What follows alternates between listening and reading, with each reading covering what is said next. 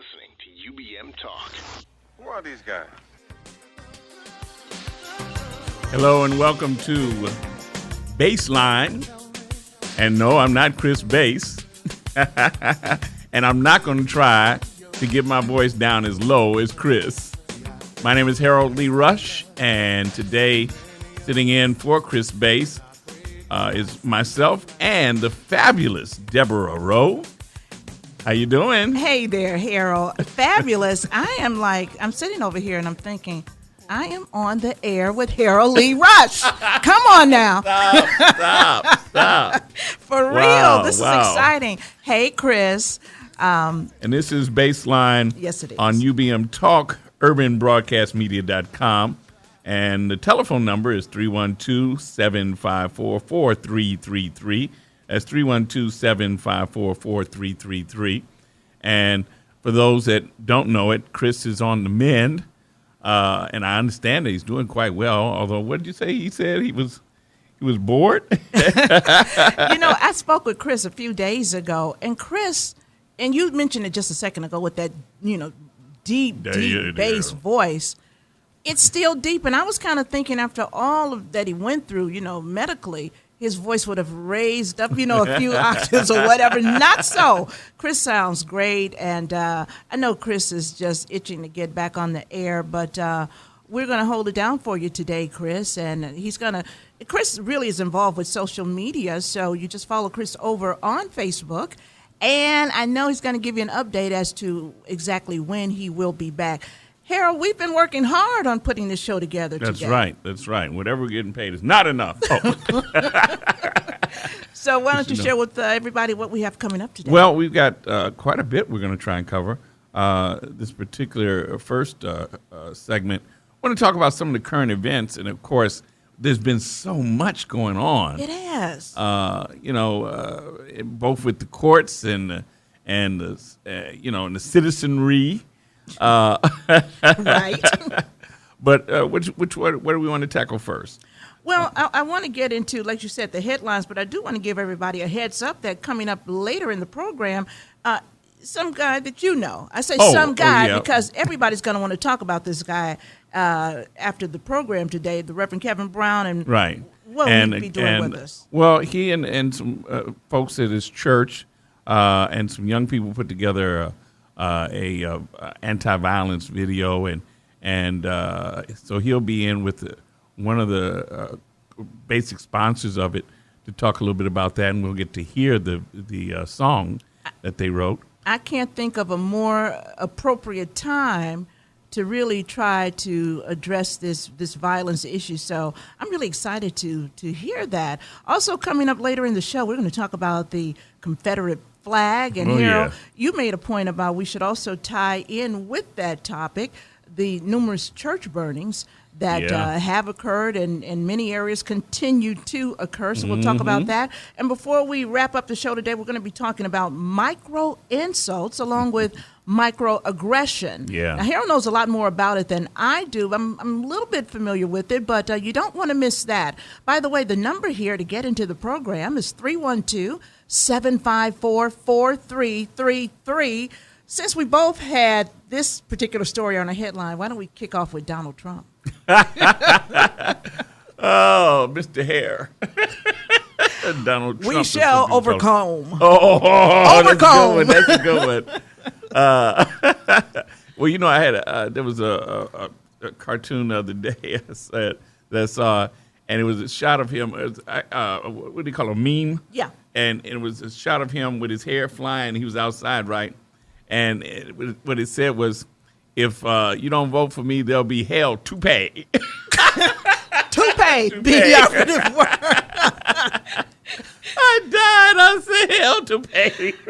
God. Well, now that he has officially declared that he's running for president, some of the sponsoring organizations, because most people don't know, he's a half owner of the Miss Universe pageant. And after he made the comments about the Mexican people, they call them all kind of names and stuff. Well, you know what? And I don't have the exact quote, but I can pretty much get close to what he said, the part that really has caused all of the controversy. What he said was that Mexico sends people that they don't want. They send criminals. They send people who bring drugs. Mm-hmm. And he says the word they send rapists. Yeah, and that was when it really hit. And he like, said, what? And I'm not sure, but I think they also send some good people. And that's pretty close to what he said. Pretty close to what he said. So with that being said, and I mean his comments, Univision, which also had recently inked a 5-year deal with the Trumpster to air the Miss Universe pageant, and they were going to do that for 5 years. They only signed this agreement here about 5 months ago. Wow. Boy. They broke it. They said, that's it. No way. And then Univision, along with a number of other Hispanic organizations, they reached out to NBC, who also has an interest in the Miss Universe pageant. And I think Trump also, if not the whole owner, is also a partial owner of the Miss America or Miss USA. Wow. He has two pageants. So. Yeah, I think it's Miss USA. Yeah, Miss USA.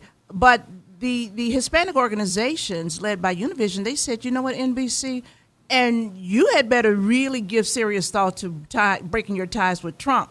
Mm-hmm. And the implication really was, because we can break some ties with you too. Mm-hmm. And I think we forget, Harold, just how massive Hispanic markets are outside of the U.S. when you start talking about South America, Central America, on and on. So NBC said, that's it, Donald, you're out of here. NBC Universal is like... Trump dumped. Well, you know, in a way, he deserves it because he has had such a long history of just vileness. You know, people probably don't remember this, but do you remember the case in New York with the young people that they called the Wilding case? Yeah.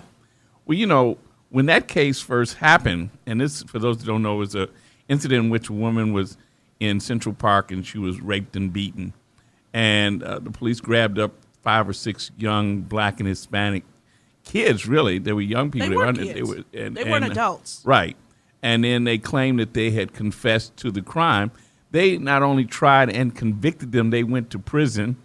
And then years later, after some of them had finished their sentences, they found out that none of them had done this. It was one man who was already in jail for something else when they found out. And he admitted, he said, yeah, I did it by myself. Mm-hmm.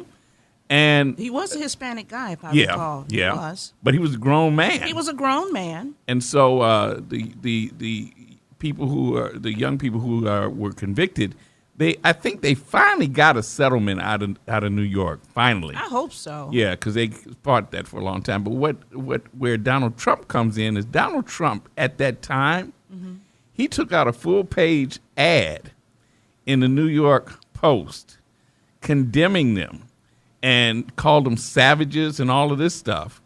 And then when he was asked years later, when it came out that they weren't even involved, he was asked to, was he going to apologize? He didn't apologize. He took out another ad and said he still didn't believe that they weren't involved and that they shouldn't have been in the park in the first place. And why not?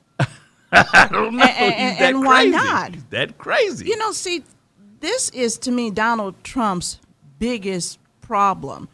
He made those comments, by the way, not on television. He made it during a campaign stop. He was doing a stump speech.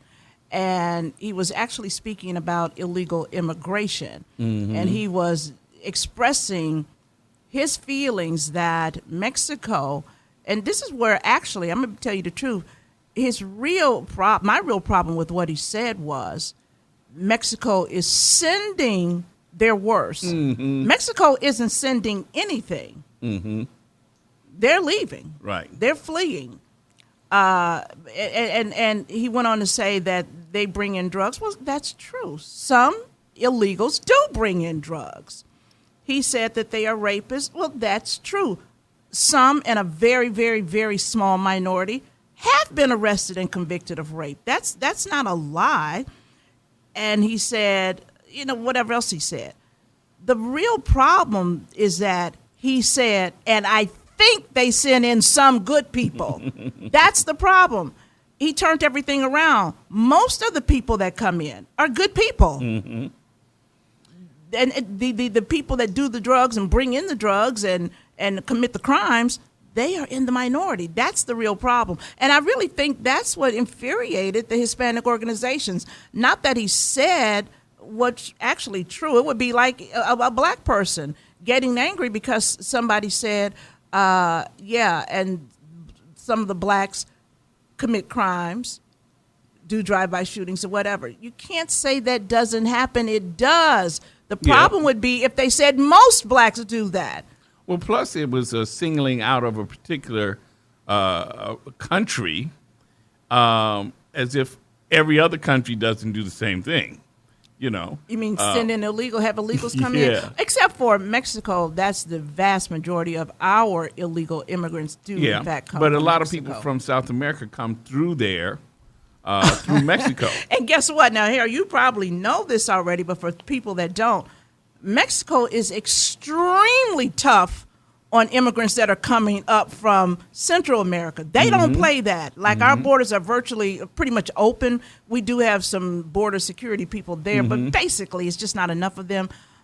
When you go further south, Mexico's southern border, you're not coming in like that. It's just not going to happen. Yeah.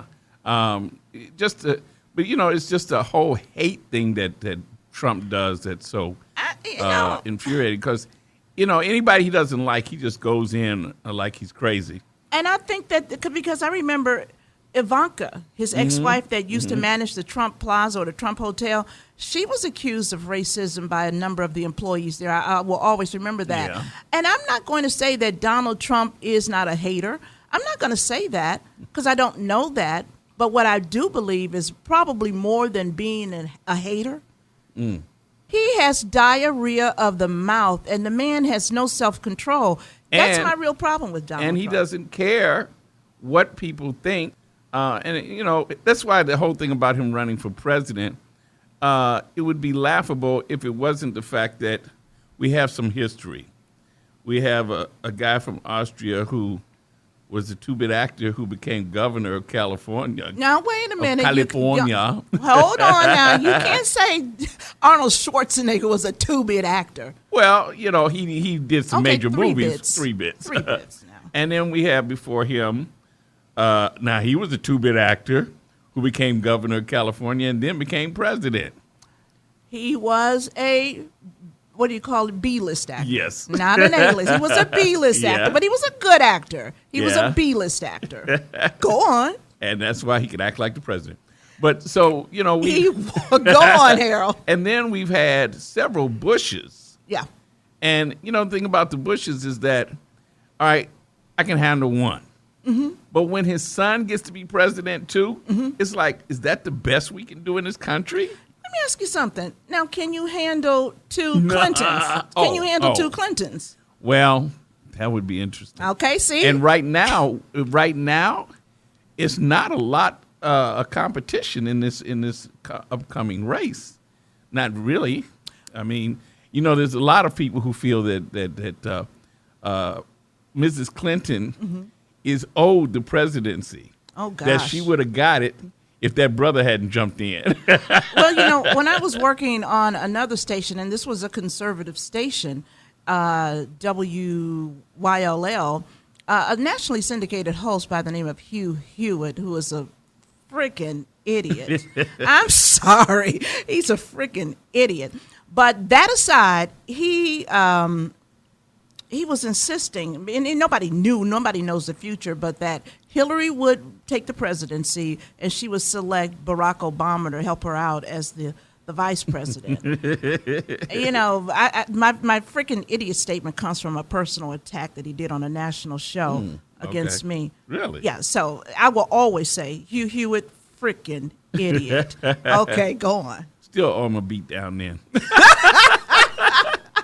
But, when you think about it, the combination of the folks that feel, okay, she's owed the presidency, and for those who, whether we like it or not, they feel that electing Hillary Clinton will get Bill Clinton back in the White House. And there are a lot of people that are okay with that. Well, then you have to be okay with Monica coming back in the White House and a whole lot of other women who don't belong there sneaking back into the White House. What's interesting, and you said it's not a whole lot of competition, and clearly that's on the Democratic side, and that's absolutely right, because the idea that we have Hillary who is running, And Bernie Sanders, is it Sanders or Sanders? I can't even remember, but Sanders, I think it is. He's doing extremely well amongst a lot of people. And he was just out in Hollywood, I think, a week or so ago, raised a ton of money. And you just think about that. Here we know Hillary. We know Hillary from being in the White House for 2 terms with former President Bill Clinton. We know her as being a senator from the state of New York. We know her as being the Secretary of State. So she has all of this, and then we know Bernie Sanders as being a self-avowed socialist from a very, very small state. And he's actually giving her some serious heat there. Yeah, but it's still early. That's but how could that possibly be? Because this is just my own little opinion, but the media, the mass media, in order to make sure that they have work, they help create situations.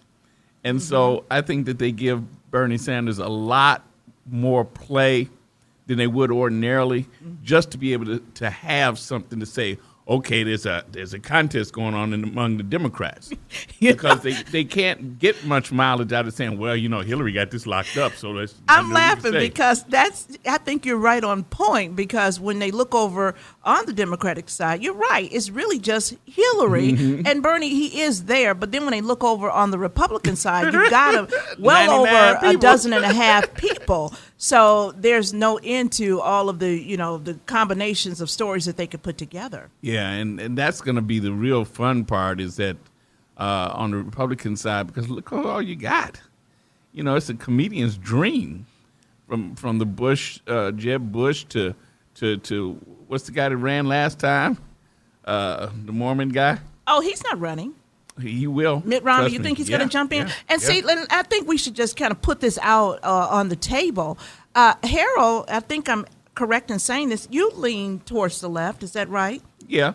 And I lean towards the right. And Harold and I, we can turn the microphone off and we could just sit back and laugh and really enjoy each other. But I'm liking this because it's good to bring kind of different perspectives. Because just even when you said the Republican candidates is a comedian's dream, I'm thinking, a liberal comedian's dream. Although, to be honest, there are a few people in that group that probably do draw a lot of laughs. I think you're probably right about that part. But what really troubles me about the whole election process? What? Is how much money it costs. Oh, it's ridiculous. They're talking about over $1 billion for this next presidential election or more. And that's crazy to me. Well, President Obama actually did raise $1 billion. He was the first president in U.S. history to raise that much money. And that's pretty much going to be the standard. I don't like that. But there's no way to change that. I don't like that. It really is a way to change it. Well, I shouldn't say it like that. I really think it is a way to change. I think there's several ways, and one of the ways that they could do that is to eliminate the cost of advertising for candidates. I really do. Oh, yeah. I think since television stations and radio stations hold public licenses, I actually do believe they should be required to give serious candidates, and that's those that meet a certain threshold. And I know I'm saying a whole lot You ain't here. going to get hired by no media corporation now. But we have the power to do that. Yeah. I think they should only be allowed to charge those candidates like a fraction of what the airtime costs. That's what they spend a lot of their money on. Yeah, huge amount. Huge amount. But and the TV stations, they love that because that's a big part of their budget. Bread and butter. But can you imagine if they were to do that? Well, actually, I would like to imagine it, but at the same time, I see the stockholders saying, what the hell? Right. And the crazy part about it, the people in Congress wouldn't support it because then the stockholders would stop making contributions to their campaigns. That's right. You're right here. That's right. Yeah. Because, the sad part is that other countries have figured out ways to do that. Just the whole process, though. And it works all the way down to the local level as well. If you wanted to be an alderman in Chicago, it does take some money. You got to get money from somewhere. You do. Can't do it with just, running off some flyers. Well, look at what the governor's race costs. Oh, yeah. I mean, Politics is expensive, and I think a big part of the problem with our politicians, think about this, Harold. When a guy or a woman runs for Congress, and that's a 2-year term, do you realize that only months after taking office, they actually have to begin raising money for the next race? Well, they actually say that the day after they get sworn in, they start doing it. See how and times senators, even though they get elected for 6 years, yeah, it is a known thing that they campaign constantly from the time they get sworn in as well, because Senate races cost a lot more. And then you have the issue of why increasingly fewer average Americans can afford to be in politics or can afford to run for president. Right. This is becoming a real issue. You know what? I want to grab a couple other headlines here because, they just caught the second escapee from the prison up in Clinton County, was it? Well, I think it's called Clinton Prison, but Clinton Prison, yeah, in New York. But in New York, yeah. And the first guy, he was killed, mm-hmm. and the one that they just caught, Sweat, I can't remember his first name, he was shot. And I was listening to the news night before last as I was coming home, and they said that there were 1,000 law enforcement mm-hmm. people on the ground. They had narrowed the area that they were searching from 72 miles down to 22 miles. They had night vision goggles, all-terrain vehicles. They had helicopters. So I just knew the guy would be caught probably within the next few hours, and he was. But here's my question to you, Harold. We know that Joyce Miller, was it? Or Joyce? Yeah, Joyce Miller, the woman that worked in the prison as a tailor, in the prison. Tailor shop, right. Tailor shop. She helped the guy. Mm-hmm. You don't even have to say allegedly anymore. It's pretty much known. But she's not the only one that has done that, a prison or a jail employee helping an inmate to escape. What kind of person, seriously, what kind of person does that? Here you have a good job, and you're willing to put it all on the line to help a convict. Well, I could say this from my limited knowledge about certain things in that area, and that's this. Some of the people who are in prison mm-hmm. are actually very brilliant people. Okay. And some of them are extremely good at manipulating people. And so if you're in a closed situation like a prison, mm-hmm. And they have access to that person on a daily basis, it's like they can literally manipulate them or brainwash them mm-hmm. to the point where they forget who they are. Do you think it's a good idea for men and women to work together in the prison, to be that close? I think that's a very dangerous sex? thing. Not just in terms of working in prison, but in some prisons, especially in the federal prison system, they have women who are guards over the whole segment of men. Mm. And it's a very dangerous thing. And you're going to have, but see, then again, it's some people say it's sexist, but I say the same thing about the military, mm-hmm. is that the idea of men and women being in combat situations, it creates a very dangerous kind of energy. It does. And we do know that many young women come home for about 9 months because they do get pregnant in the military. Well, not only do they get pregnant, they also get molested and, yes, they do. And raped and stuff by the soldiers that they are serving with. But now that's politically incorrect to even, suggest that women shouldn't be there. No, I'm not saying they shouldn't be there. I think that there's some validity to the idea that they should be separated. Yes. Okay? Absolutely. And this idea that we're just going to say, okay, everybody in the pool together. War is not a job. Mm-hmm. And they keep trying to make it into like a job thing. Yeah. It's not a job. Mm-hmm. War is a vicious activity that human beings engage in that changes everything in the reality of those people that are involved. And they're called to do things that most of us wouldn't want to do and don't even want to know about. And we can't lose sight of that. Yeah. It's serious business. And then when they come home, we don't even treat them right. That's the hurtful part. Yeah. That's the real hurtful part. We got the largest group of homeless people in this country are people who are military veterans. And there's another sub-story to that. I know for a good while, my brother, who used to be a social worker mm-hmm. and who used to work with veterans, and he himself is a veteran. A lot of people, and those of you who have family members may know a little bit more about this, there are a whole lot of veterans, like many homeless people, who don't want help. A lot of this is mental. Yeah. You know, a lot of mentally ill people, they don't want their medication. They don't want to be admitted to hospitals.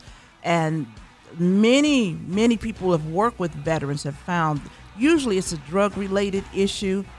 Yeah. They don't want that. Now, having said that, there are a whole lot of veterans who want good services and want good medical care and all of that stuff, and still oftentimes don't get it.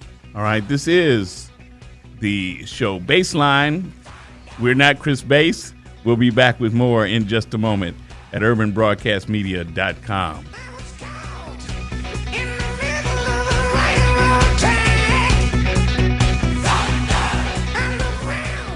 This is Baseline, and I'm not Chris Bass.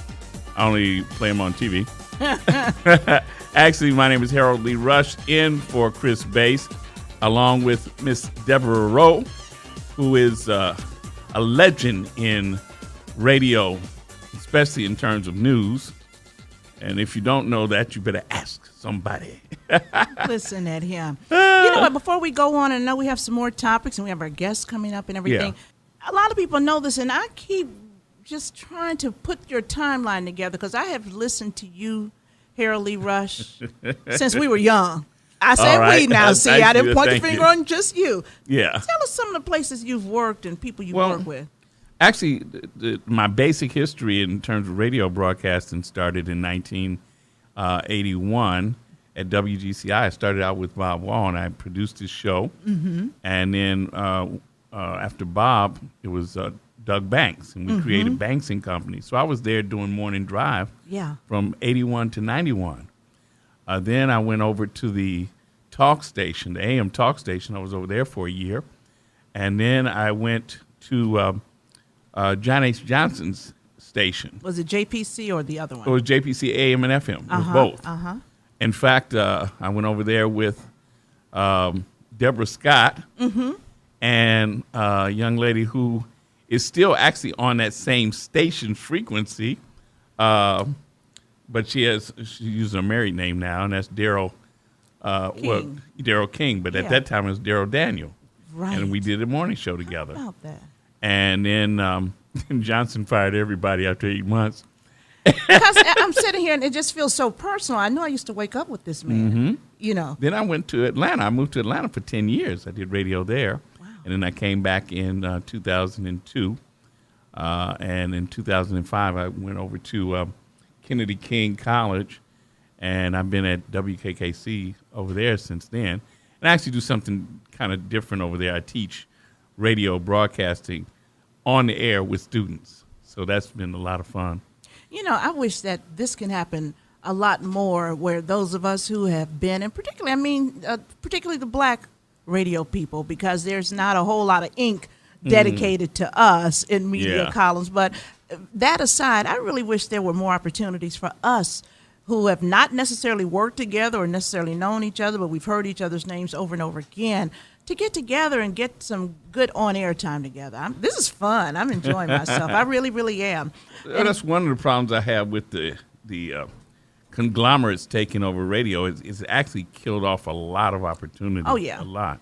Let me do go through some things. This is UBM Talk on urbanbroadcastmedia.com, and this is Baseline. And apparently, I guess I have been giving out the wrong phone number. Let me give you the correct phone number. The correct phone number is 773-754-4333. That's 773-754-4333.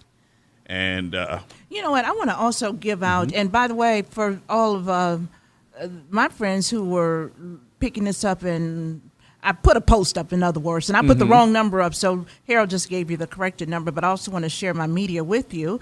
I have a blog, and it's called Deborah's World, and, of course, I do the radio version or the radio component of Deborah's World right here on Baseline with Chris Bass. Chris was absolutely so generous in inviting me in on his program the second Monday of every month. But I would love it if you would visit my blog, and you can get to Deborah's World by going over to Deborah Rowe. That's DeborahRahw ROWE.blogspot.com. You can also find me on Twitter at Deborah's__world. And I have a fan page over on Facebook. That's my media, Harold. Well, all right. Okay. And, I got a Facebook page. I have a fan page over there, too. The Facebook page is harold.lee.rush. Hey. And although you can't friend me because I got too many friends. You and I don't need a know why. celebrity page. Well, I got one of those. I can't get people to go, enough people to go over there and like that. They want to stay on my regular page, which I don't use for very much personal stuff. I use it as a media information page. But it's getting to the point where I don't know what Facebook is going to do with me. They already messing. Yeah, no. What happens is there's over 10,000 people following the page. Woo! And what happens is Facebook doesn't really want us to be able to maximize that. In other words, if I post something, it doesn't go to all 10,000 people. You're kidding. No. They play these algorithm games where if you like it, it goes to so many people. If people comment, it goes to more people. And then if people share it, it goes to even more people. But in order to get it to all 10,000 people, I'd have to pay money. That's the trick. Well, I'm telling you, that's amazing. 10,000 people. Now, since he has really more people than Facebook wants, some of you come on over to my page. I'll welcome you. Come on over. All right. Well, in the studio with us is Miss Linda Odom. Can you hear now? I can. Okay. All right, Linda Odom, let me give you the opportunity to tell us, and I'm still waiting for Reverend Kevin. He'll be in, although I'm going to charge him now. But Linda Odom, you are here because you have been involved with a very special project. Tell us a little bit about that, please. Well, first of all, the project is called A Mother's Cry. That's a song that I wrote to support my organization, Unlimited Success. Okay. And it's about a mother losing her child, and it's a pretty serious song that we're hoping people will hear.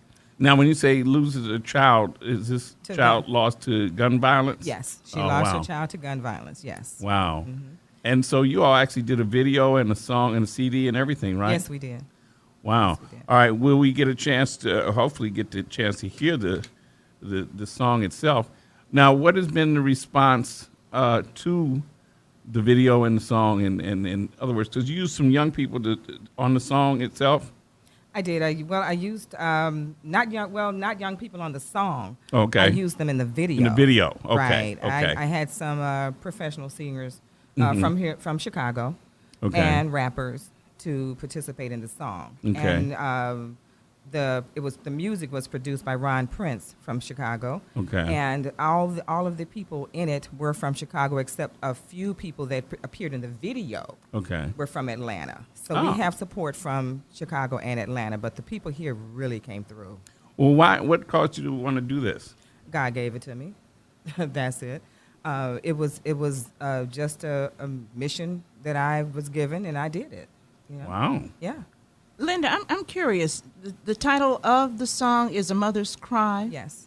So what are you exactly saying in your piece? That moms and families are hurting?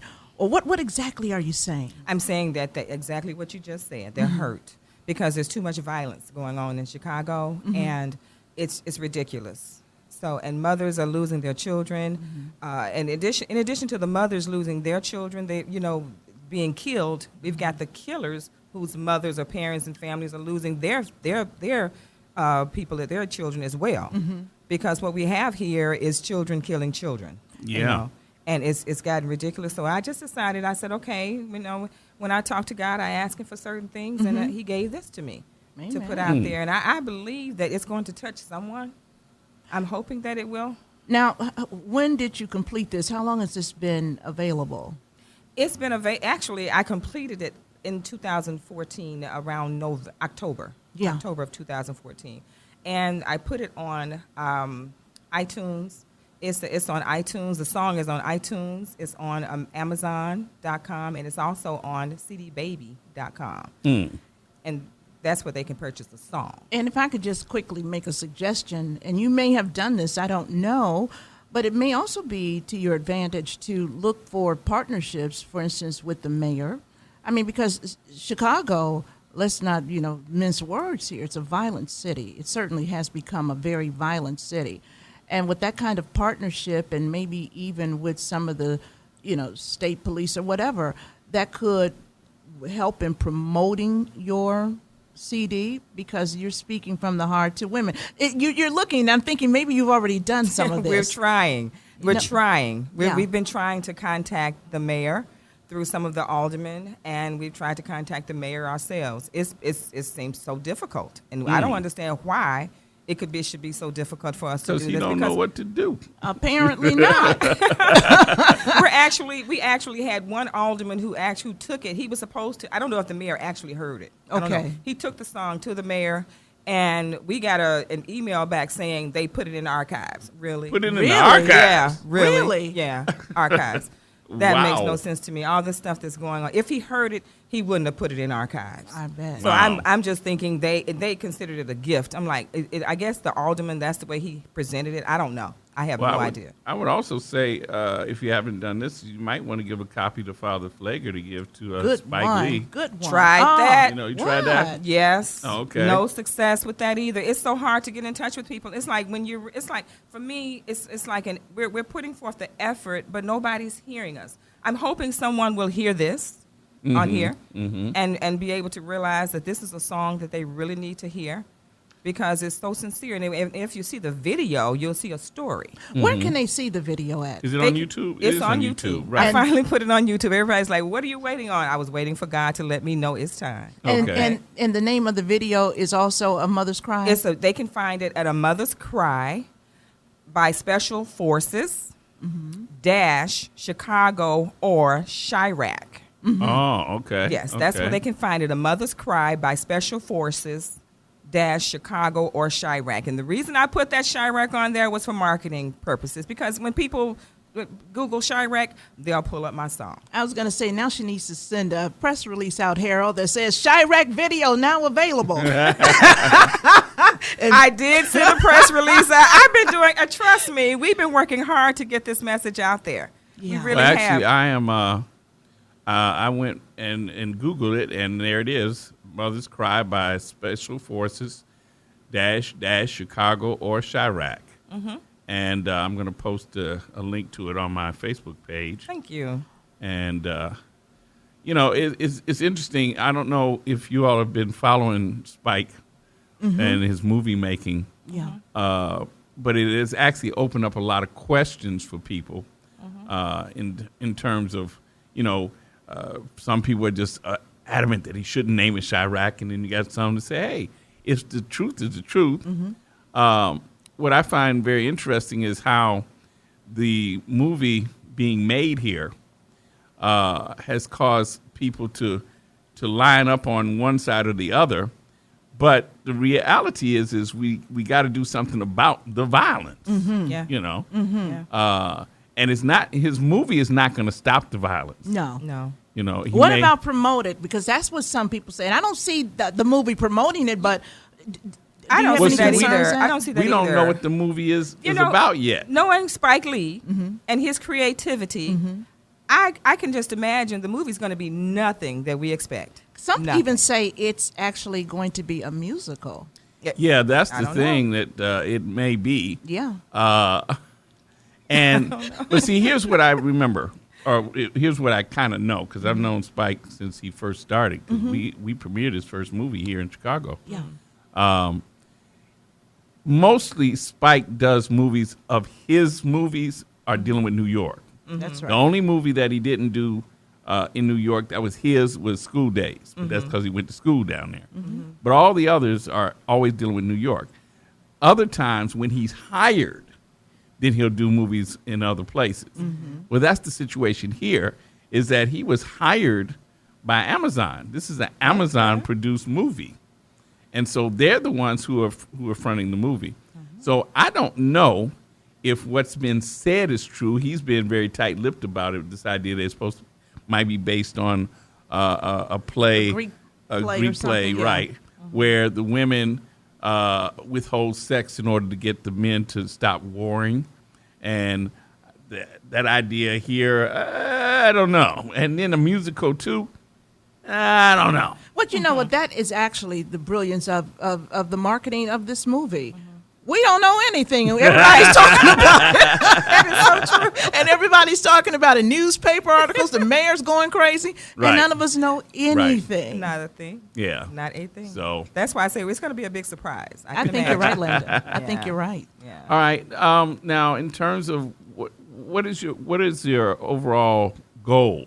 What is it that you look to, in terms of long term? What are you wanting to do? What are you wanting to accomplish? Well, as far as the song and the video are concerned, I wrote it to support my organization. It's called Unlimited Success, and we mentor children. We have been in the Chicago Public Schools, but now we're going to go back in there with a different approach, but we're going to do other programs as well, such as TRY, which is one of the programs that I have called TRY, Taking Responsibility for Our Youth. And this is the name that I got from a conversation with Dr. Timuel Black. Yeah. Oh, yeah. Yeah, Right. he's helping me with the project that I'm working on. Okay. And he said to me, Linda, one of the things that we don't do, we don't take responsibility for our children.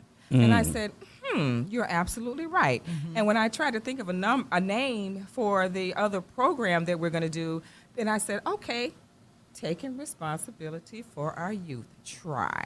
And under TRY, this is a program where we're going to work with children to pull out their talents. Whatever talent or gift they have, we're going to support that, and we're going to make sure we can pull it out of them in some way or another, Okay. and enhance it or encourage them to do what they want to do. Because that, to me, that would be something that they would stick to if they're doing something that they like, Well, can people volunteer with your organization? Yes, they can. Yes, they Okay. can. How can people find you? Well, they can find us at, first of all, we have a website. It's at www.unlimitedsuccessus.org. Okay? Say it again. unlimitedsuccessus.org. And we also have an email address where they can email us at unlimitedsuccess.us@gmail.com. Question for you, Linda. So how long has Unlimited Success been in operation? It's been in operation since 2009, on and off. Okay.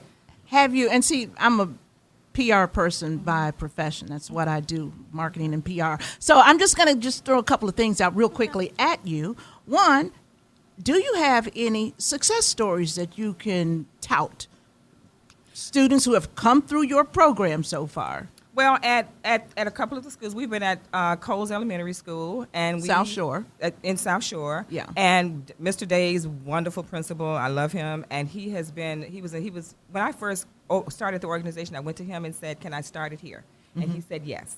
And so we did, and we were successful over there. We were able to work with the girls and do some improvements over there with them. But then one of the biggest success stories was at Avondale, Logandale, on the north side, where we went in. They asked us, say, if you can work with these two boys, if you can change them, then you're here. When we get off the air, because I don't want to bog down our listeners with a bunch of stuff, I just want to give you a few suggestions that I think you might be able to employ to help, push you forward just a little bit more, if that's okay. Oh, I appreciate that. Okay, wonderful. Well, of course, you are listening to Baseline with Chris Bass. That's the name of the show. Obviously, Chris is not here, but Chris is. No, Chris is not here. He's not. Chris is not here. I tried that too, but it's hard to accomplish. It's hard to get that bass in the voice of Mr. Chris Bass, who is on the mend. Chris is listening to the show, and you've already had some in-show contact with Chris, haven't you, Harold? Yeah. He did send us a message that we sound great, and to just continue. We do want to let you know that we're going to play the song after the break, and this is UBM Talk on urbanbroadcastmedia.com, and the show is called Baseline. Again, our telephone number is 773-754-4333. And also coming up in the program, because we still have a whole lot of show to go. I was here last week filling in for Chris, and afterwards, later that night or either the next day, a friend of mine was saying, "You promised that it was a 2-hour show." I was like, yeah, at the end of the first hour, we went to break. but we actually came back. So we have a whole lot more show to go, and coming up in our next hour, and we're going to continue for a while still with Linda, but later in the program, we are going to be talking about the Confederate flag and tying that in with church burnings. And then Harold is going to explain to us micro insults and microaggressions. And again, we want to get your feedback. You can always log on to Facebook to get to Harold, to get to me. You can go through UBM, Urban Broadcast Media, and listen live. Hopefully you're already listening, because then you don't even know what I'm saying. And, of course, our phone number is 773-754-4333. By the way, I want to send out prayers to Lucky Cordell and his daughter. There was a fire in their apartment. Really? And for those that don't know, Lucky Cordell is a general manager and one of the good guys at WVON for many years. And he and his daughter were both injured in a fire at their apartment. Oh, my God. And they were listed earlier today as in critical condition at University of Chicago Hospital. So we definitely want to send out prayers to them.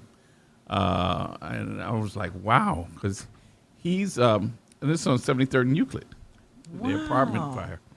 Well, there's Reverend Kevin Brown. Brown. I ain't letting you get on the microphone, man. You late. No, just kidding. No, don't do him like that. I'm just kidding, kidding. No.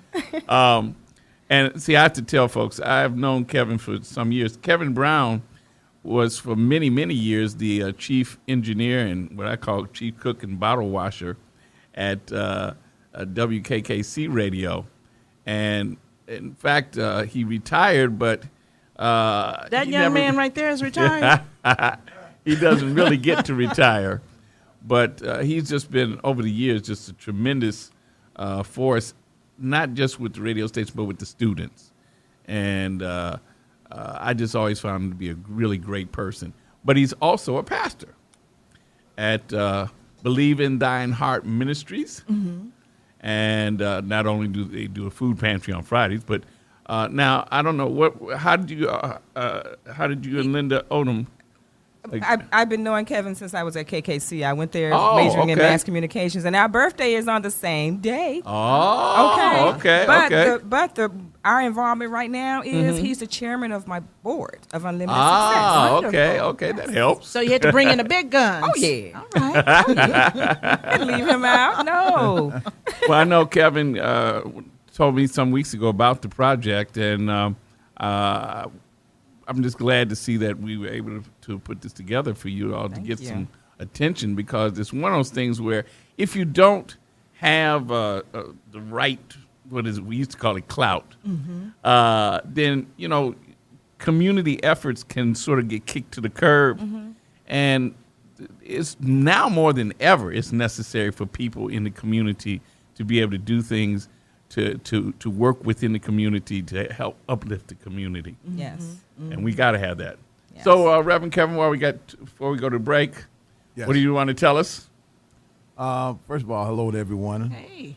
The traffic kind of caught me there a little bit. But anyway, I made it. Because you believed in thine heart that you would get here. That's right. Yes, okay. I like that. All right. She's going Roman 10:9 already, huh? Well, we're going to play the song when we come back from the break. All right. And so, again, this is Baseline, and I'm not Chris Bass. I just play him on TV. But he is on the men and doing a lot better. That's good. Somebody, it wasn't you. Somebody else told me they talked to him earlier today, and he was saying he was bored. Oh. And but hey, he's getting free vacation. But knowing Chris, he just hates being off the air. Yeah, Chris yeah. loves radio. Yeah. He really does. Well, he's a radio animal. He really Yes, is. he is. Yes, he is. But as we go to break, one more thing about the project, which again, A Mother's Cry. I did post it on my Facebook page, so you can go see it on YouTube.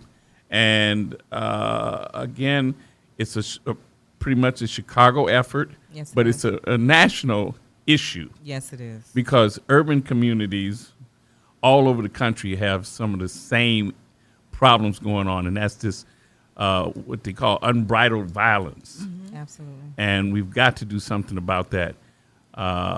Every part of the community is called for. Mm-hmm. I know Kevin and I talk about this literally all the time about how we can do more and how a lot of the politicians really don't know what to do. That's right. And that's the sad thing, because they won't even admit that they don't know what to do.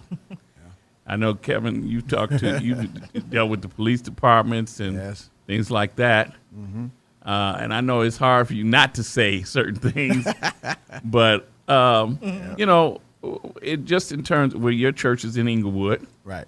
And Inglewood has such a, quote, reputation worldwide. You can say Inglewood in virtually part of the world. They say, oh, yeah, that's where y'all, Chirac, shootings. Mm-hmm. They used to say, when you said Chicago, they used to say what? Al Capone. Al Capone, right. Mm-hmm. Nice. And then we got a lift for a short period of time because in the 80s was Harold Washington, right. In fact, I went to synagogue in the 80s, and that's what I found was, and I said Chicago, and people say, Harold Washington. Yeah. They love it. Thank you for listening to UBM Talk.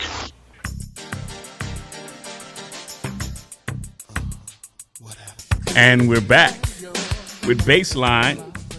Sitting in for Chris Bass is the illustrious Deborah Rowe and me, Harold Lee Rush.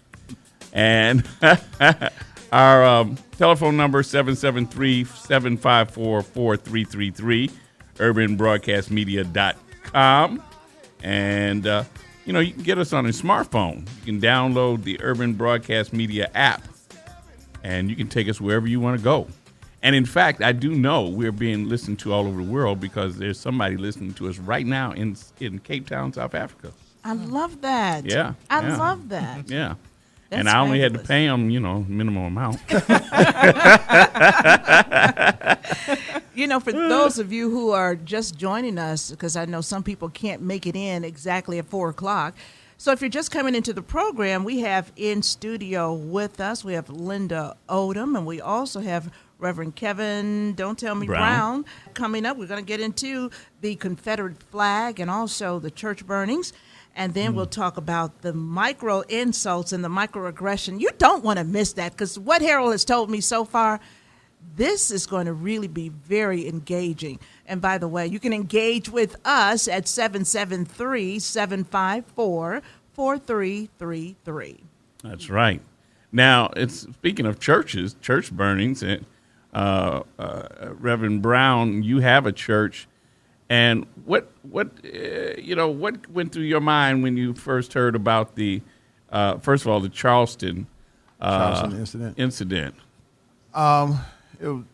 What's happening is we have a ingrown terror pretty much down south. If you don't know, down south is pretty much is battling between racism.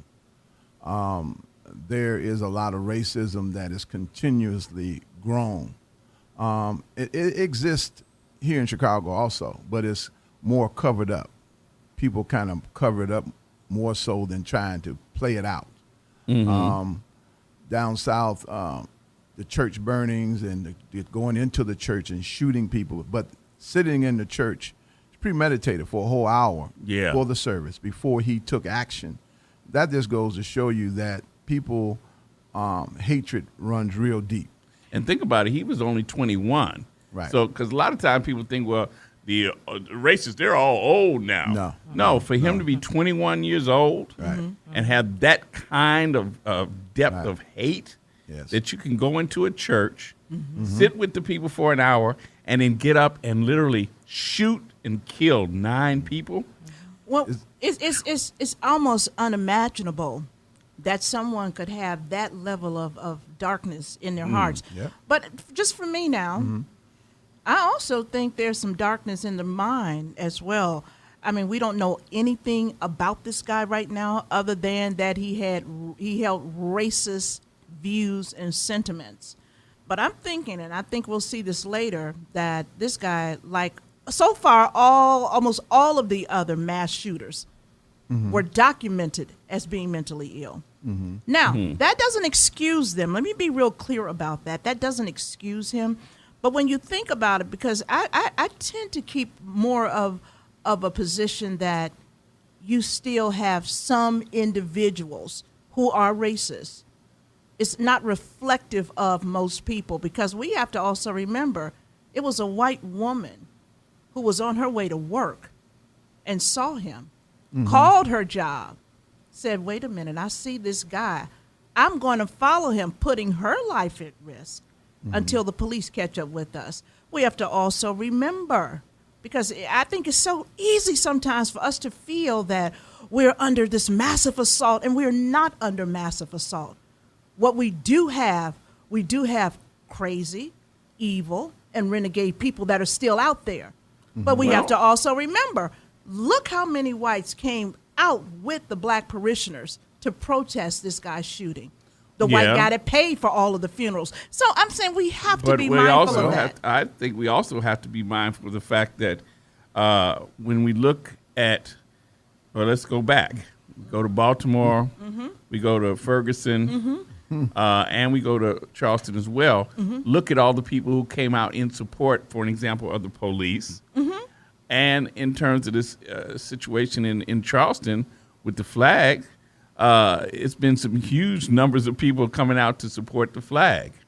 So, and they are folks who are supporting the idea of what the flag means, which we'll talk about in a few minutes. Sure. But while we can, I want people to be able to hear this song while we have our guests here.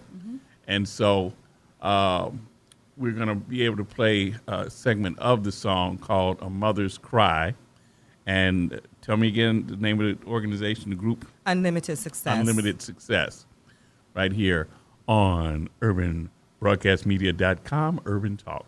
We're going to take you now to Chicago, where this past weekend at least 52 people were shot, 8 of them killed, in a wave of violence across the city. What is going on there? Here's Chris Bury. What's this old world coming to? Things just ain't the same. No, it ain't the same. Anytime a baby gets shot down by a gang, oh no, child. Oh no, child. Oh no. What's this old world coming to? What is coming to? Things just ain't the same. No, it ain't the same. Anytime a baby gets shot down by a gang, oh no, child. Oh no, child. She left home this morning with a bright future in her sight. Little did we know the day would end in a fight. We fought hard to keep her busy and away from the bullet stain. But today it sounded like it carried a name. My eyes are wide open, but I just can't see why you took my baby away from me. Shut her down without a blink of an eye. And now all I do is cry. Let's go. 'Cause it doesn't matter if my child is gone. You still be out there with no mother your own. And shoot another mother shout 'cause someone told you to. So why do you think we should care about you? What's this old world coming to? We gotta care Things about just it. ain't the same. No, it ain't the Ain't same. nobody else gonna do Anytime it. a baby gets shot down by a gang, oh no, child. No. Oh no, child. What's this old world coming to? Things just ain't the same. No, it ain't the same. Anytime a baby gets shot down by a gang, oh no, child. Oh no, child. Lord, I come to you with a broken heart and things to say. My child was killed by a bullet, Lord, the other day. These kids are killing each other and I don't know what to do. So Father, I lift this burden and pray to you. I've heeded your word, now I'm stepping back. Hey, So take control, you said all I had to do is ask. that's it. Lord, please help me save them, so I'm begging you right now. Help us stop this killing some way, somehow. It's taking over our land. Let's help our children while we can. That's right. So they can see clearly this ain't just about me. This is about a child's mother's story. What's this old world coming to? What's it coming to? Things just ain't the same. No, it ain't the same. Anytime a baby gets shot down by a gang, oh no, child. Oh no, child. I blame you, I blame me. That's why it's a hood, not a community. I blame you, I I blame me. That's why this hood, not a community. We gotta do something to rearrange the current state of things, 'cause things just ain't the same. No, they ain't the same. Blame just the same in this cycle of drama. It's a shame, man. Kids shouldn't die before mama. That's right. I don't condone violence, but what happened to boxing? Why we gonna grab guns over minor little arguments? What, a million children dying? There's a billion mamas crying. Babies is traumatized and lives being modified. Violence is glorified while citizens horrified. Walking the same blocks while sons and daughters die. Guns excite kids like toys and water rides. Going to jail left and right like they really enjoyed the ride. We all ducking and dodging the same thing, so everybody's suspect, therefore we all to blame. All us. I blame you, I blame me. That's why this hood, not a community. I blame you, I blame me. That's why this hood, not a community. We gotta do something to rearrange the current state of things, 'cause things just ain't the same. No, they ain't the same. What's this old world coming to? They just ain't the same. No, they ain't the same. Anytime I Wow, I like it. I like that. Beautiful. It is really nice. Called A Mother's Cry by Special Forces. Special Forces. That wasn't Mary Mary. Well, you I know what? like that. They sounded like The them. singers are Isha Moray and Yvette Clark. Okay. Okay, And then we have okay. a rapper in it, D.A. Smart. He was the D.A. rapper. Smart, right. Sound And- really And good. RCM is the other rapper. Okay. Yes. And let's see, Ron Prince? Ron Prince is the producer. He produced the music. Okay. Wow. Oh, yeah. You know, when I was listening as the song opened up with the news report there, 52 people shot. I think that was for a weekend in Chicago. And it just draws to me, and I know this makes a lot of people uncomfortable, but I'm kind of used to doing that. It really draws a glaring point with South Carolina, which was horrible, despicable. It was evil. I just call it evil. Yeah, it is evil. It was just evil. But when you look at how many whites have shot and killed blacks just over the course of a year or even 2 years, you could probably count it on 2 hands, if not 3. Seriously. When you count the number of blacks that have killed blacks, I already know the number. In 1 year, it was almost 6,000. In Chicago, it's just crazy numbers. But we only seem to get just riled up and crazy, and we got to fight, and we got to march, and we got to change laws when it's a white person that shoots and kills a black. You can't even I get know. the mayor of Chicago. You can't get aldermen of Chicago in a city that some weekends you might get 60 people shot. You can't even you can't minister, Reverend. You can't get anybody to No. jump up and say, we got to do something to stop this. I bet you one thing, if you recut that piece and put some white faces shooting some blacks down, you're going to draw people from all over the country saying, this violence has got to stop. Absolutely. To me, it's almost a sickness because it's such an obsession, and it's real, with whites killing blacks, but don't take my word for it. Google it. Right. It ain't that But- many whites killing blacks. One is too many, but but here's- it's thousands of blacks killing blacks. But Wait, it's not wait, level. but- It's not level. Right. I'm gonna let Okay. you finish. The situation has it is that in North Carolina, you have the same problem here in Chicago. Here's a white young man who was not educated. He didn't have education, and he was not. He was angry because the blacks had all the jobs, not being taught. In our community, we have young men and young women who are not educated. So what do? They pick up, they gravitate to what will make them money, or surviving, or doing survival. And that means taking out my brother, I will take out my brother. Take out my sister, I will take out my sister. Now let's call apples and oranges out here, because it's a serious situation. This city closed down all these schools. But I was talking to Ms. Oldham earlier. I said, why not open these schools and make youth centers out of them? Why have them sit there empty? But because that's too intelligent enough to move on. No, it's not. And it's not. And too they don't intelligent. want to see No, it's our not, community come up out of this tragedy. Reverend, Now, you made a good point. I'm gonna get Yeah. back to you. You made a good point when you said the young man killed 8 people, sat in there for hours, premeditated. But his educational level was enough for him to sit and wait to do what he had to do, knowing that he had to do what he had to do. Now here he is, a person that killed 8 black people, 9. and he had 9 black people, and he's a millionaire now. His attorney fee fund is over $4.2 million now that he can pay somebody to represent him. Here it is, he killed blacks and become a millionaire. Only in America. But I have to say Reverend, this too. I don't mean any disrespect. But I got to No, I'm just deal with saying, it's something a that fact. you said, and that's this.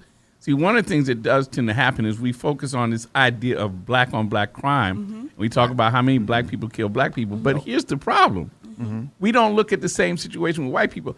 See, white people kill more white people than black people kill black people. Guess what? No, they They don't. do. Yes, it's they do. very Yes, close they in do. numbers. I just wrote a post on it and did a Okay. lot of research. And you Okay. can visit Deborah's World at deborahrowe.blogspot.com and go to visit that. please do. Yeah. Because I pulled not stuff I'm thinking about. I pulled hard statistics. And actually, most races kill their own. Let's be Right, clear about right. that. But blacks actually have killed more blacks than whites, and this is almost every year. But that's beside the point. Yeah. This is the point. I don't care what his educational level was, whether he was a blooming idiot or if he had a PhD. The point that I'm making is mothers are crying. Yes, and they they are. don't care what anybody's educational level is. They only know that when they cut the lights out at night, their son or their daughter will never come back.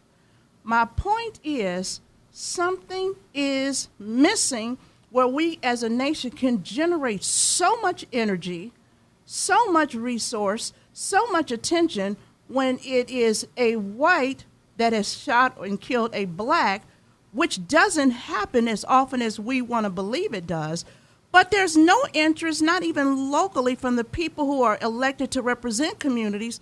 Nobody is saying or doing anything. They're and not. I'm only drawing the point. What is wrong? We can pull and pick all kinds of, well, look at them and look at this. It doesn't matter to parents and families who are losing loved ones every day. And you I know have a what? question. I have In my a song. question. How is Okay. it possible that it's easier for a young person of color to get a gun than it is to get a book?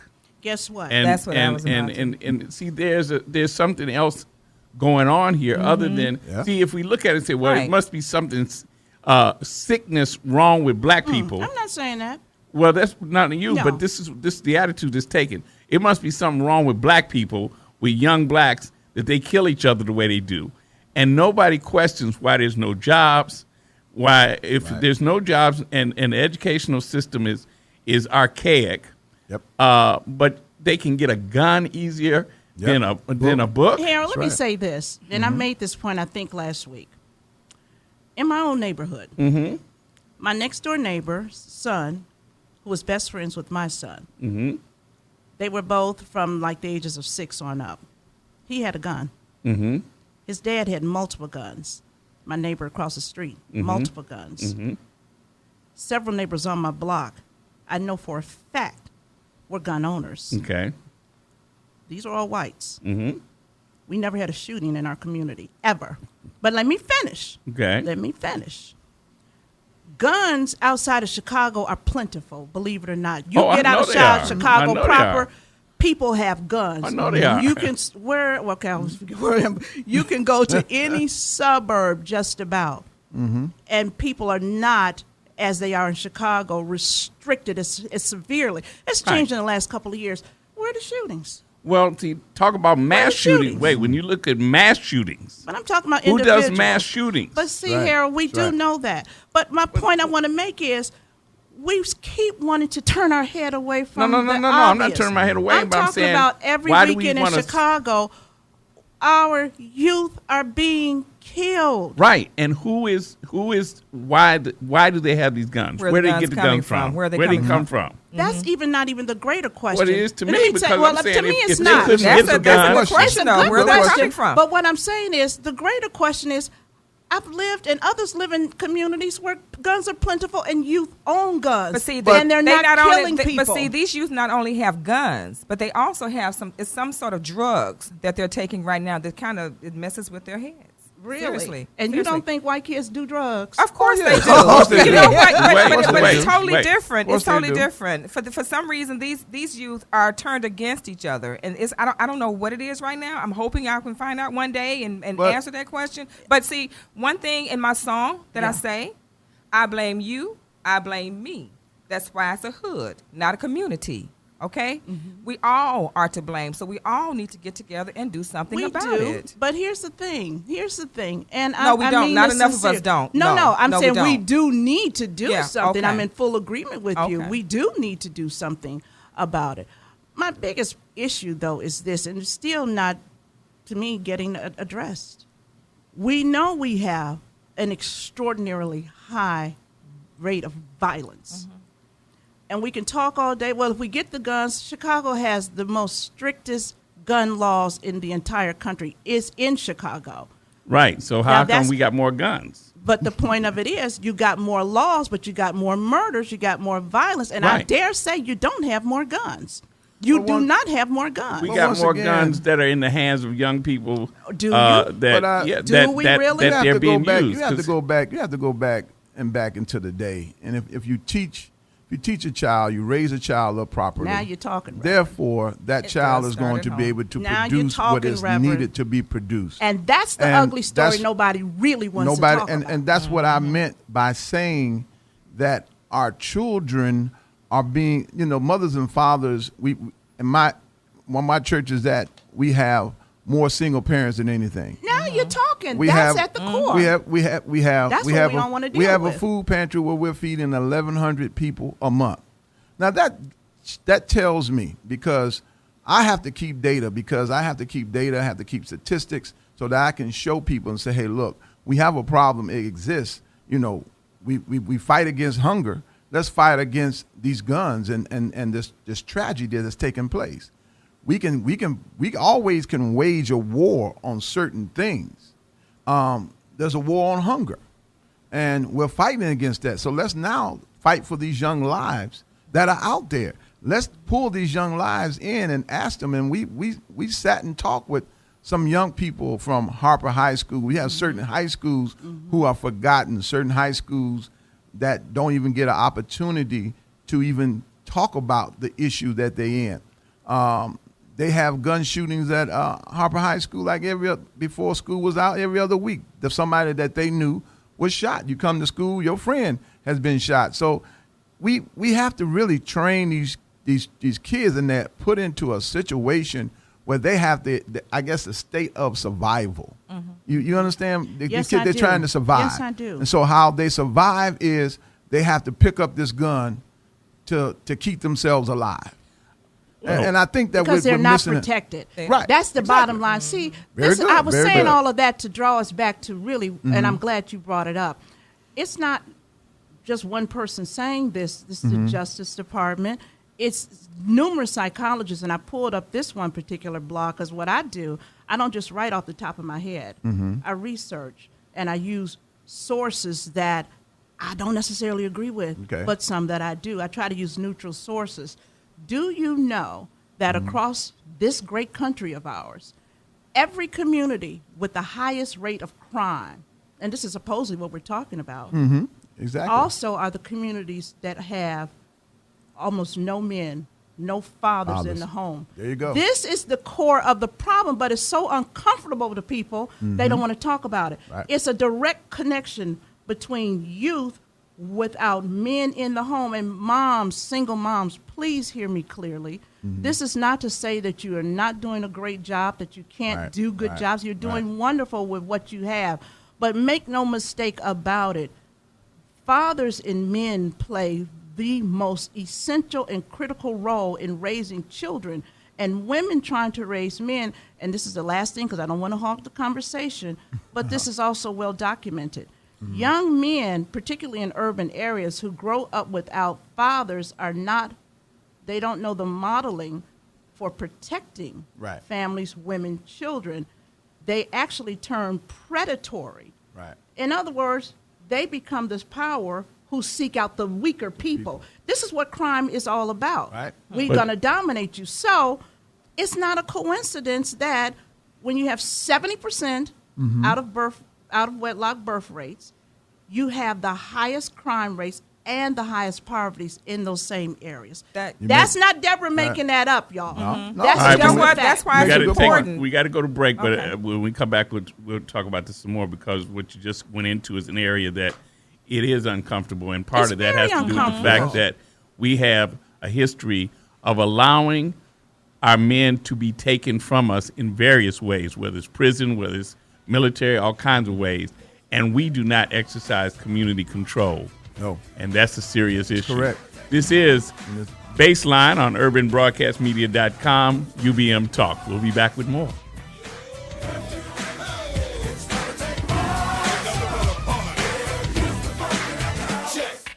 Baseline on UBM Talk, urbanbroadcastmedia.com.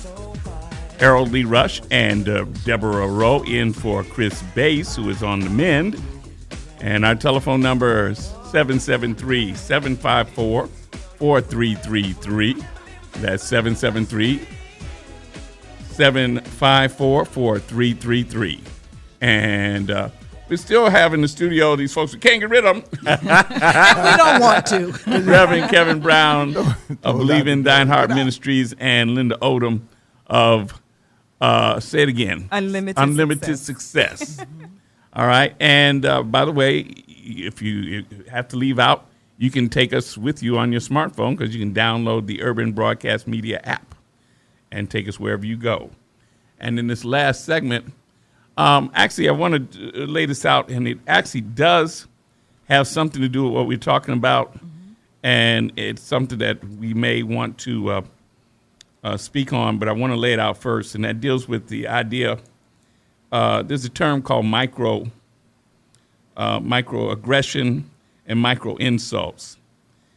Actually, a few years ago, Dr. Carl Bell, who's a psychiatrist here in Chicago, and he's done great work, but he was writing about this, and he said that one of the things that happens is that black people tend to be confused about 4 areas of racism.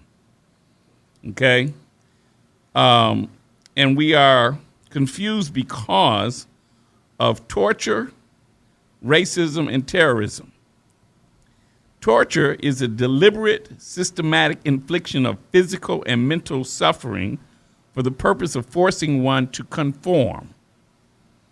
Racism inflicts suffering for the purpose of making all citizens either accept or conform to the submission of African Americans and the dominance of whites. Terrorism is actual or threatened violence to gain attention, causing people to exaggerate the strength of the terrorists and the importance of their cause. Now, there's a common thread with all 3, racism, torture, and terrorism. All 3 require the victim to be dehumanized and degraded. Now, what happens to us as black people is that the problems we have are magnified. Okay? And because it's us, we of course see those as being the most, it affects us the most. But in reality, if we were able to step outside of ourselves, we would be able to look at a situation more objectively because it affects us and it's us, we look at it subjectively. Well, black people tend to be confused in 4 ways. One is we tend to be confused about whether we are being tolerated or accepted by whites. See, there are some whites who truly accept black people, but there are many more who harbor negative stereotypes about us and only tolerate us. Now, rejecting the goodwill of whites is as big a mistake as trusting a white person who harbors racist attitudes. But how do you tell the difference? How do you tell whether that white person is tolerating you or truly accepts you? That's one. Second It concerns our ability to distinguish between the supportive efforts of individual whites versus the destructive actions of whites as a collective. Right? Sometimes what happens is that we will deal with an individual white person who is very supportive of us, and we will put that on all whites and say, well, all whites must be okay because it is one white. And then sometimes we do the opposite. We take one white person's negative behavior and put that on all whites.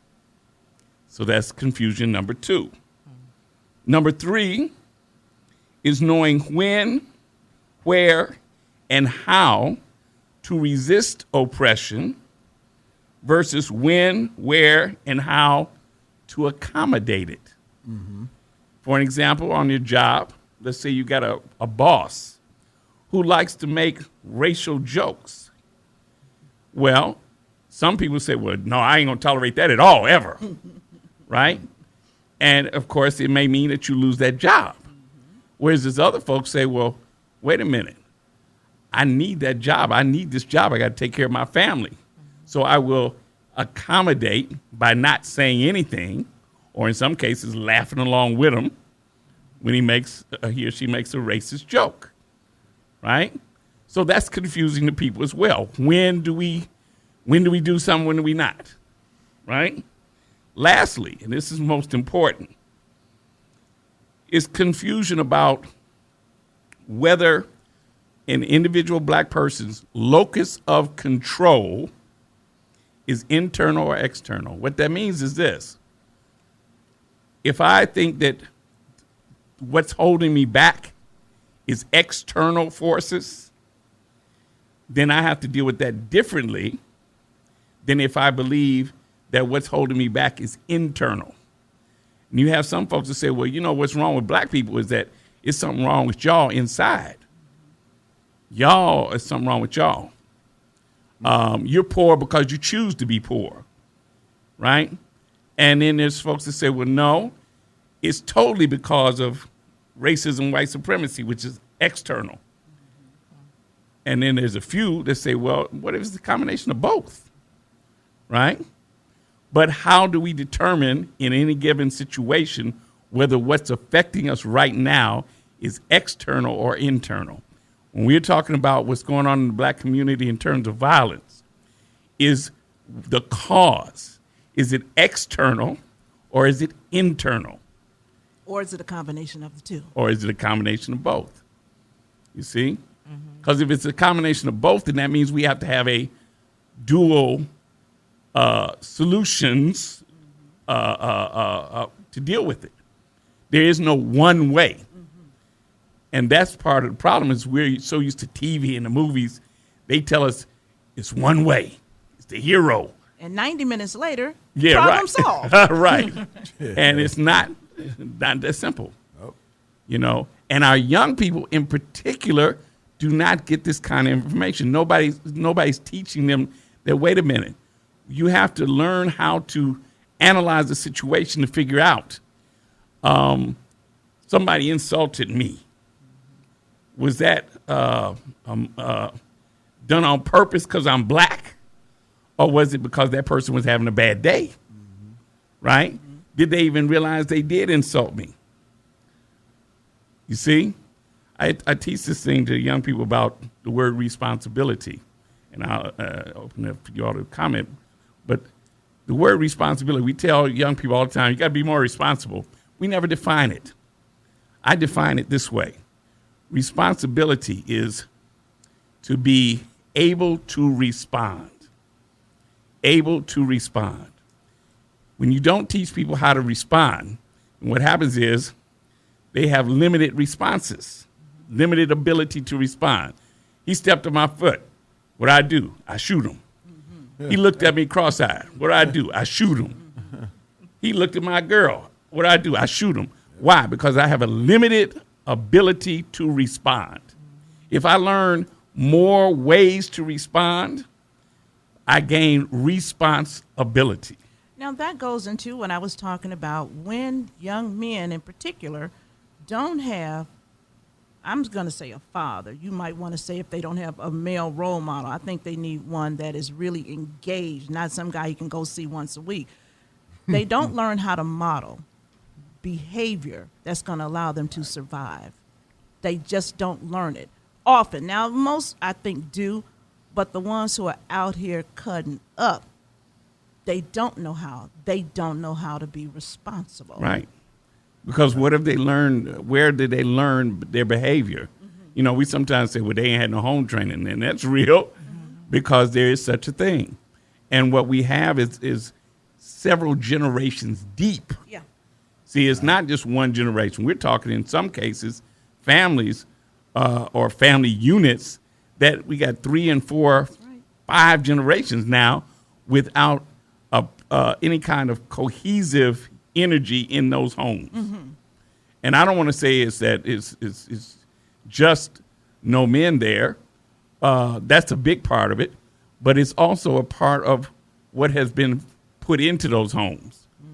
And that's where you have people who have allowed their children to spend way too much time in front of TVs, videos, and stupid music. And I call it stupid music because that's what it is. It's music that makes people stupid. It does. You know? Yep. And we have radio stations and media organizations that have flooded our communities and our young people with stupid music, stupid images, and it's made them stupid. One of the things, you cannot trust your mainstream media. You forget trusting it because it's driven by other areas in which they're out to make a profit. That's right. And they're not going to give you the whole correct story, bottom line. So stop trying to look at all your major media sources because they're not going to do it right. They're going to give you a soundbite and they're going to be out, and that's it. We have to use them as they use us as far as getting information out. Give them as little as possible and let them try to fact find some things instead of just trying to do a soundbite. But you know what's interesting, Reverend Brown, is that I actually agree with you on that point. Unfortunately, it's so many people, and this is not even racial, it's blacks, whites, Hispanics, others, who absolutely refuse to listen to anything but what the mainstream media say. They refuse to research anything on their own, and they just are totally disconnected from what is going on. CNN was pretty much getting out of that box. They were just reporting it as they saw it. And a lot of people got mad at them. Why are y'all reporting? But it's you acting that way.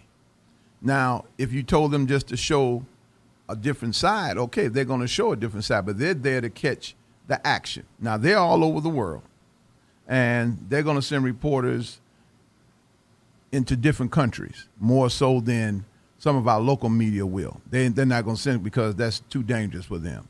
But they're going to send reporters out.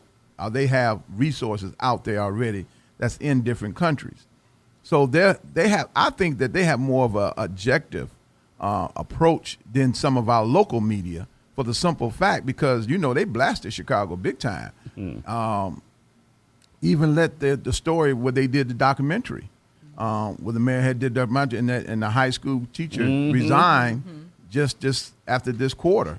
This quarter was over. She resigned from over was Finger High School. Yeah. She resigned. So I'm just saying it, but they exposed it that the whole thing stopped. They quit doing it because. But make no mistake now, Reverend, and Harold, you already know this.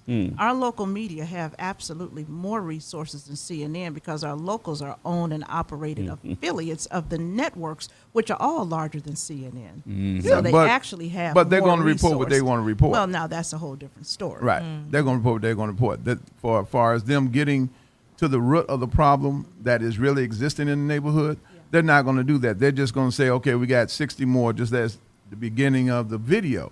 You got 60 or 50, 70, 80, 90 more people shot this weekend. And it's constantly rising. But, the media plays like it's nothing. The media needs work. Think about this.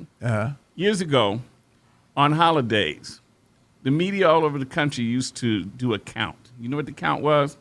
How many people got killed in automobile accidents? Remember that? Yeah, that's true. That's true. Right? Right. I remember And then, that. since that's no longer the issue, Not they had to issue. have something else. Right. So, of course, in the urban centers, we got the body count every week. Right. And it's not just Chicago. If you look at Philadelphia, you look at Baltimore, you look at St. Louis, you look at Atlanta, all over the country, wherever you have, quote, urban centers, Right. you have this body count. And some of them are much higher than Chicago in terms of ratio, in terms of people. That's true. And so things are manufactured in this country. They're manufactured. And we have certain kinds of issues that are manufactured. Now, wait Well, a my minute. You know hearing what? this- You know what when I- surprised me? I'm gonna let you go finish, but I got to put this in right quick. You know what surprised me? I was in Orlando, Florida, and I turned on the news, and it sounded like Chicago. Yeah, that was last week, right? Yeah. Yeah. They So had does they had, Atlanta. they had multiple shootings. And Orlando, now you got to understand something. That's $1 billion maker called Disney, $1 billion maker. Now this is in Orlando, the city, but I guarantee you that shooting is not going to move over to that $1 billion maker. Okay, but what is the point here? I'm not Well, understanding. The point is that you in urban cities you can let them shoot up each other. But when you have an entity that has millions and millions of dollars that's making it, that's not going to come no near close to that because they're going to stop it. And I'll say it like this, and we're going to close in a time minute, with but my point is this. When I say things are manufactured, it is a statistical fact, which Deborah, you like to research stuff, right? There are only certain communities in Chicago. There are only certain communities in every major city where the majority of the shootings occur. Yes. Right. That's All true. right? Right. Now, one of the things that I find most interesting that nobody seems to be able to tell me why is how come in these cities, and Chicago's one of them, where they stop and frisk thousands of people, they don't seem to be able to stop and frisk the ones doing all these shootings. Because if you notice, 99% of the shootings, they don't catch nobody. So how is this happening where you're stopping and frisking thousands of people, but you're not stopping and frisking the ones that's obviously carrying these guns, driving around in vehicles where they're shooting people in drive-bys on the highways and on the street corners, but you Sounds can't like a seem plan to to find me. the ones doing all the shooting. It's all about Well, design you know to what? me. I That's think what it this sounds way, like. and my best friend is listening. She just retired as a Chicago police officer, and I think she would strongly disagree with that.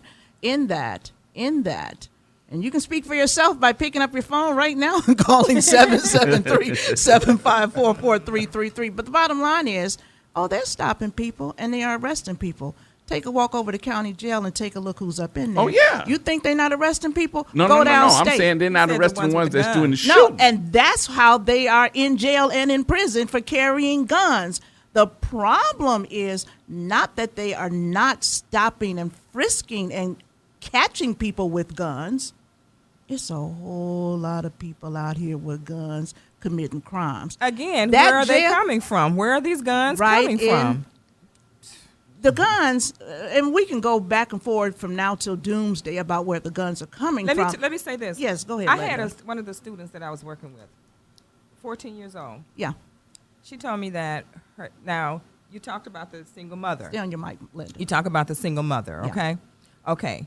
It's not always that way. It doesn't always have to be just a single mother. This was a two-parent home. And I made that point. Okay? Yeah. Okay. Anyway, this particular person, young person, she said her dad gave her a gun and told her to protect herself. Her dad. Okay? So this is what's happening out here. Some of these children are getting these guns from their parents as protection for them. And they're out there using them. Like for instance, I remember a while back this young girl, India, was killed. Hadia. Was shot by, no, not Hadia, Oh. India.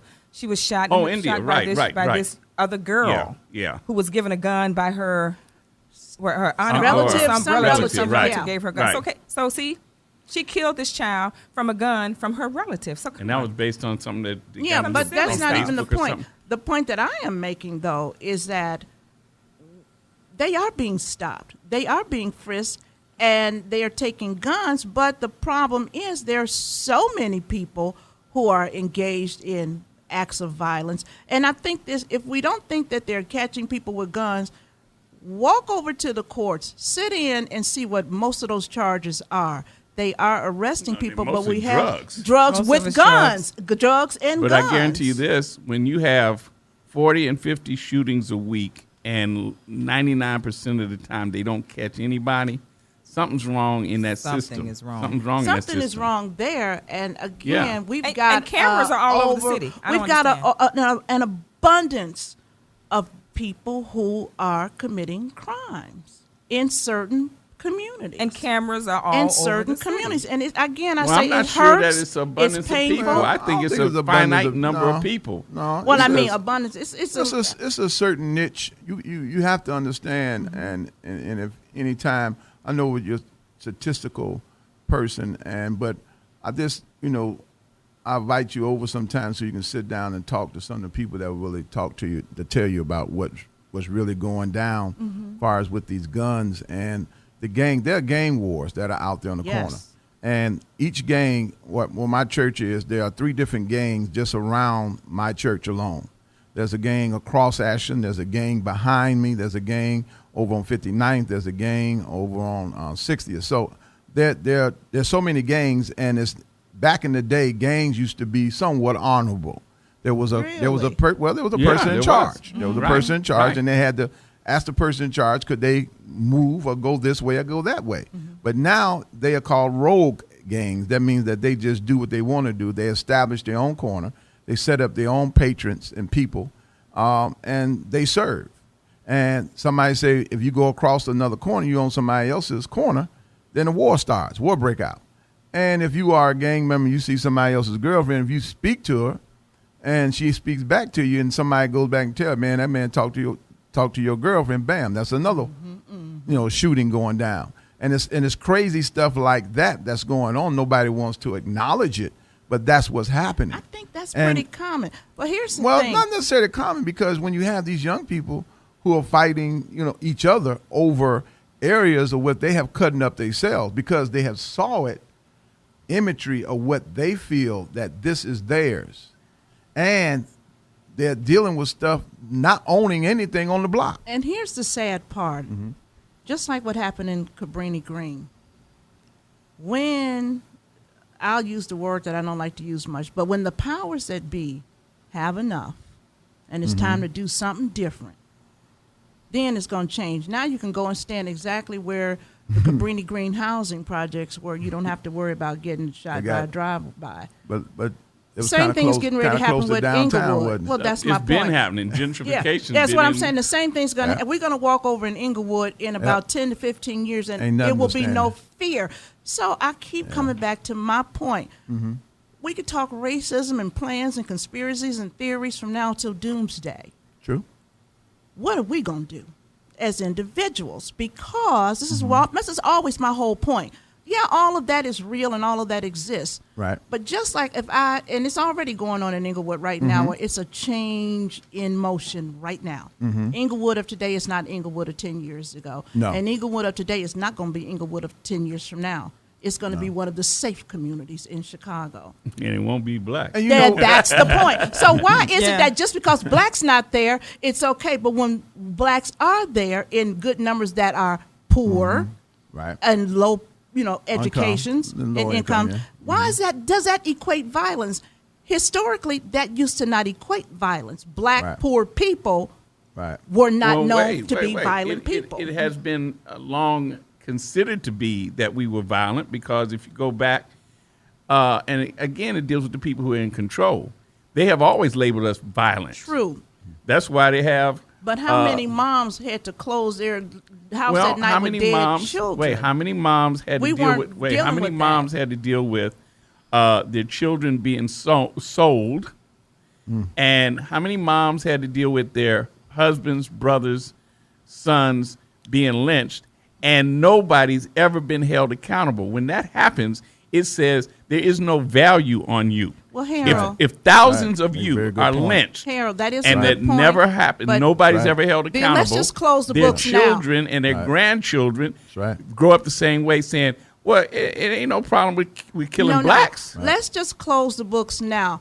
Because when slavery ended, 1865, if nobody was held accountable, so for the last 130, 40 years, if we haven't gotten anybody held accountable for that, we just say, well, until they are held accountable, since the Jim Crowism and when hanging was in its proliferation and nobody was held accountable for that, if we're going to say, well, until somebody is held accountable for that, then we just got to expect it's going to be a whole lot of foolishness. No. What I'm saying is that, and you missed the next after Jim Crow was when in major cities, including Chicago, the authorities were allowed to mass incarcerate black men who were committing crimes often. No. Mass incarceration doesn't even mean you have to commit crimes. It means there's a program, there's a policy. And what happened was that you removed many of the men from the community. And that's a statistic even now. They say, how many more women are there than men? And particularly in certain age groups, you have the absence of black men. That can't help but to hurt a community. Agreed. And until we get to the point where we're willing and ready to assert our right to control our communities, and that's what it comes down to. We don't get to control our communities. You go to other communities, they determine who the police are in the communities, the firemen, who's running the communities, where the businesses are. We don't get to do that. And until we do, we're going to have to deal with others, what they call it earlier, the external locus of control. But then how do you get the distinction between high crime areas that are black and high crime and low crime areas that are black? Because lest we forget, there are low crime black communities. Sure they are. So what my point remains, we can do things differently. But if we keep soft pedaling and coddling issues that are problematic and ugly and embarrassing instead of addressing them head on, we're not going to be able to deal with that. We have one of the main problems that we've had for so long. One of our main issues with black people is we do not unite. We do not unite. Well, we've been programmed not to. But Yes. we unfortunately, we're going to have to end it for today here on Baseline. And let me mention real quick, Walking to Success Youth and Adult Conference coming up August 29th. And this is with Unlimited Success. And you can find out more about it at unlimitedsuccessus.org. Or you can call me at 312-388-8408. All right. Thank you so much for being here, Linda Odom, Reverend Kevin Brown, and Deborah Rowe. And inviting you, please, to visit my blog, Deborah's World. You can see that over at deborahrowe.blogspot.com. And visit my fan page over on Facebook. I had a blast. Thank you so much. And you can find me at haroldleerush.com. That's HaroldLeerush.com. Thank you, Chris Bass, and get well soon. I'm praying for you, man. All right. Thank you so much, Tiffany and Dana, our engineers. Yes. All right. And I will see you in the whirlwind. This is Urban Radio, UrbanBroadcastMedia.com, UBM Talk.